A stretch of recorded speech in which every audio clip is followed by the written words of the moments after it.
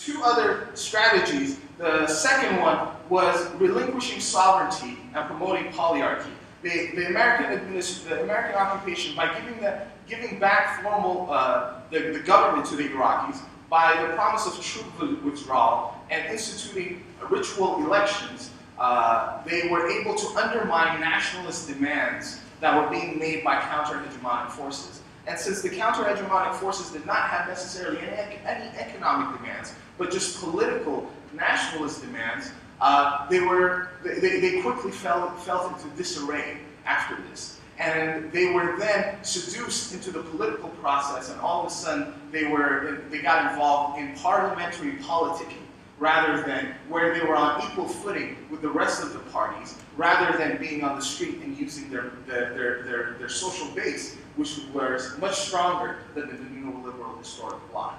So that's the second. So the first one is economy over politics. Second is relinquishing political control. And the third neoliberal strategy circumvent any resistance against it that might arise in the central government by allowing it to go to regional and provincial centers of power directly.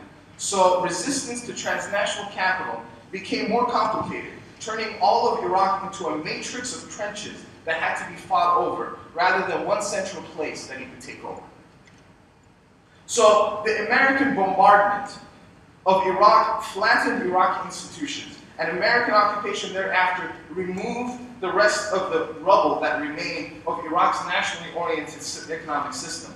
The occupiers quickly appointed themselves as the supreme authority, an exception to the rule, and from that state of exception, they reconstructed Iraq's legal structure.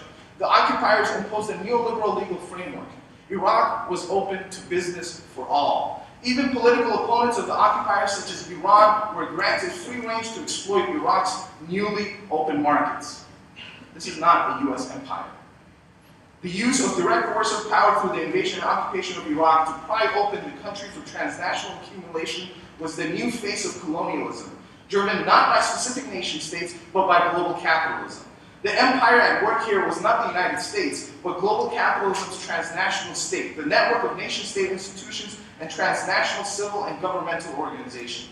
What is significant, and I have one paragraph, what is significant about the Iraqi state is that it demonstrates that what is typically misunderstood as geopolitical maneuvering is in reality the political working of an increasingly interdependent and transnational global economy, one that is focused on economic foundations and not on outright political power, even being happy about turning political power over to ritual electoral processes. So let us take a lesson from the case of Iraq, as we witness the spontaneous movements across the Middle East and North Africa in what has become the Arab Spring. As long as these movements do not call for economic transformations and simply look to make political reforms, albeit drastic reforms, the resulting order is not a threat to the global economy and is even welcomed by it. The result, similar to Iraq, can just become a shift from crony capitalism to neoliberal and transnationally integrated capitalist regime. The distinction and separation between the political and the economic has never been as strong ideologically as it is now, and this separation is the key to the ideological dominance of the global capital, of the dominance of global capital.